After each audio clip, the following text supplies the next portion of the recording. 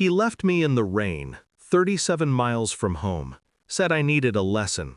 I didn't argue, I just watched the taillights fade into the storm.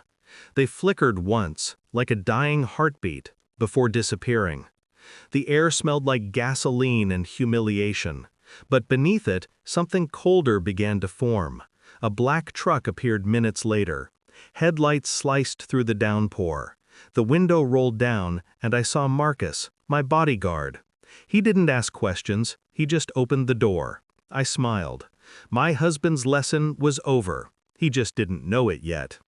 We met 8 years ago, in Florence. He was charming then, disarming in that way predators often are.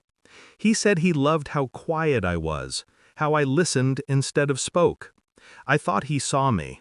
He was just measuring how easily I could be controlled.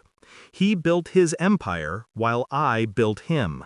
I polished his lies, attended his parties, learned the language of power from the sidelines. He called me his anchor. I didn't realize anchors sink with the ship. Then, about a year ago, the storm began. Late meetings, private calls, the scent of another woman's perfume on his cuffs, something floral and cheap. I pretended not to notice. Not yet. Because when you love a man like that, the moment you open your eyes, the world catches fire. The final proof came on a Thursday. He was in the shower, and his phone lit up beside me on the bed. A message, "She's asleep, I'll be there in 20. I stared at it until the screen went dark. Then I smiled, just a little, because finally I was awake. I didn't scream, didn't confront him. Emotion is ammunition you hand your enemy. Instead, I began collecting pieces, accounts, passwords, files, every secret he thought was buried in offshore silence. He'd made me co-sign everything. He thought it was control. It was a key. While he was busy betraying me, I was quietly rearranging his empire. New ownership documents, transfers, quiet signatures. Every night, while he whispered lies into someone else's ear, I turned his wealth into mine. Marcus helped, of course. He'd been mine long before my husband knew. Loyalty is built on trust and better pay. It took 6 months to set the stage. I let him think I was unraveling, stopped showing up at events, cried once, loudly enough for the housekeeper to hear. He relaxed, thought I was broken. That's when men like him become sloppy. Then came the rain. He told me we were going for a drive, said we needed to talk. I already knew how it would end. When we reached the dirt road, he slowed down, rolled down the window, let the storm in. "You've gotten soft," he said. "Dependent." He smiled like a teacher correcting a child. "Maybe this will remind you who's in charge." He made me get out, and he drove away.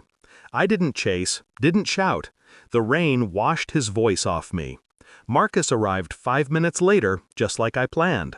By morning, his accounts were frozen. His board had received evidence of embezzlement, meticulously sourced, all true. Every shell company traced back to him. And the woman? She was on my payroll. She handed over every recording, every secret meeting, every whisper. By noon, the police were waiting at his office. By 2, his lawyers were calling me for clarification. I gave them silence. That night, I sent him a message. Just 4 words. "How's that lesson going?" He didn't reply. But I know what he saw when he tried to call. My number? Disconnected. My name? Gone from every deed, every account, every trace. He'd spent years building an empire on control, and I dismantled it without raising my voice. When he finally came home, if you can call the mansion his anymore, Marcus was waiting. He handed him a small envelope. Inside was a single key to the storage unit where everything of his now sat, boxed and cataloged. I'd kept nothing, not out of mercy, out of precision. He walked into the storm again that night. This time, no one stopped for him. People ask me if I regret it, if I miss him. No. Regret is for the powerless. I do think of the rain sometimes, though. How cold it felt on my skin, how it stripped me clean. That's when I learned something he never understood. Lessons are not taught by cruelty. They're taught by consequence. And his consequence was me. I drive that same road sometimes, windows down. The air smells like freedom now. I still see the place where he left me. But it's not where my story ended, it's where his did.